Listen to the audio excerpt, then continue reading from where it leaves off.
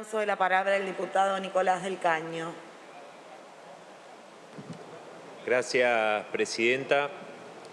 Bueno, nosotros vamos a acompañar este proyecto y como ya lo hemos señalado en las comisiones y desde hace muchísimos años que venimos planteando que el salario no es ganancia, hay muchos sectores, inclusive legisladores aquí, que han dicho que están de acuerdo con que el salario no es ganancia, que jubilados y jubiladas no tienen que pagar ganancias. Bueno, nosotros tenemos un proyecto justamente para eliminar el impuesto a la ganancia a la cuarta categoría para todas las trabajadoras y trabajadores bajo convenio y para los jubilados.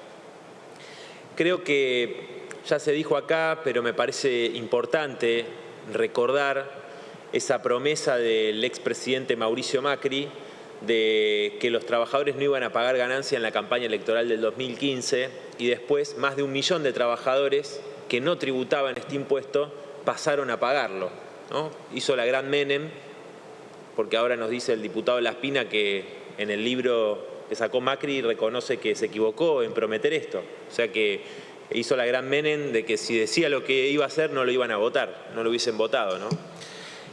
Parece que acá no solamente está esta cuestión de fondo que no se está resolviendo, sino que el proyecto del oficialismo pretende este alivio para un sector de trabajadores que no van a pagar este impuesto, pero que si no se corrige las formas de actualización que están en este proyecto, este alivio para todas estas personas, para todas estas trabajadoras y trabajadores, va a ser de algunos pocos meses nada más.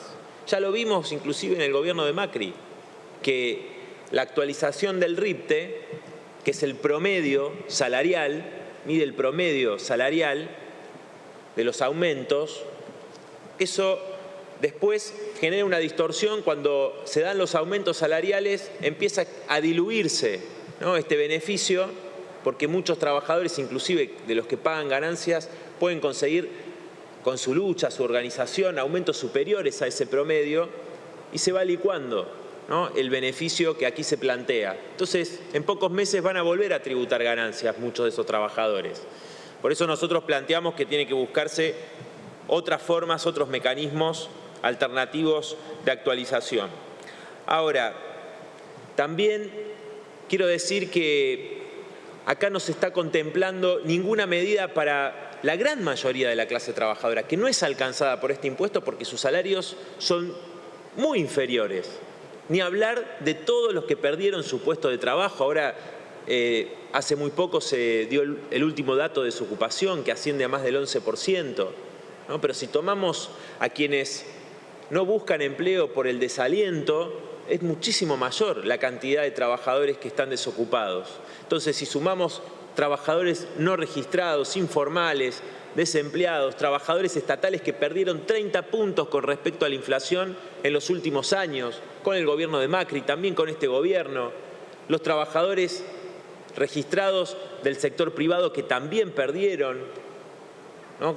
Bueno, todos los sectores populares. Hace muy poco todos nos conmovimos con el caso de una niña que con su madre viven en la calle, ¿no?, todo el país. Bueno, esos sectores que están realmente en una situación desesperante, en una situación límite, no hay ninguna medida para esos sectores. Por ejemplo, el IFE, que era una medida que nosotros criticamos como insuficiente, porque 10.000 pesos por familia realmente no alcanza para mucho. Sin embargo, ni esos 10.000 pesos cada 2 meses que se otorgaron 3 veces el año pasado, ni siquiera eso. Y el ministro Guzmán, que ahora no lo veo acá, pero nos dijo, en octubre del año pasado nos dijo, pasa que este presupuesto está pensado para el 2021 sin pandemia. Y sabíamos que iba a seguir la pandemia y ahora estamos ante la segunda ola. Entonces, ¿cuáles son las medidas para esos sectores de trabajadoras y trabajadores?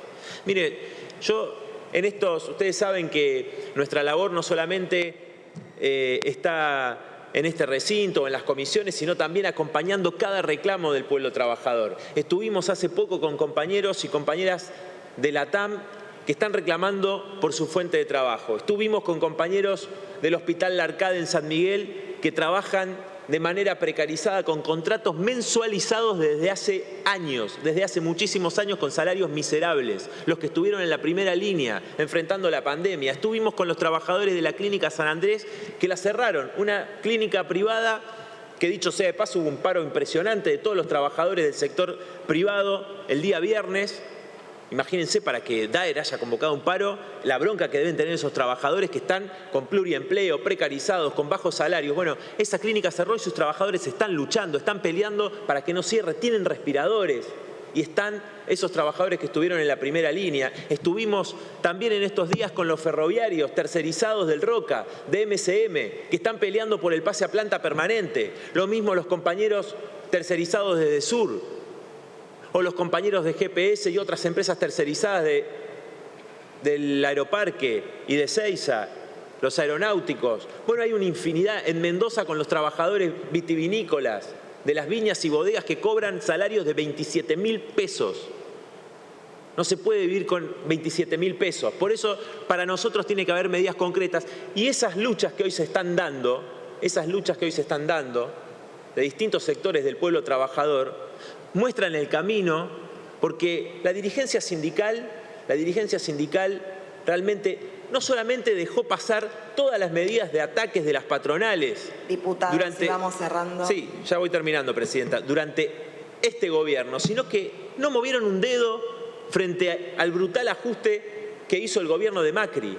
Fueron cómplices del gobierno de Macri. Entonces, esas luchas que hoy se están dando, Presidenta, marcan el camino para imponer un verdadero plan de lucha encabezado por la clase trabajadora para que se tomen las medidas necesarias, un aumento de salario. El salario mínimo no puede estar debajo del límite de la indigencia como está hoy, alrededor de 21.000 pesos.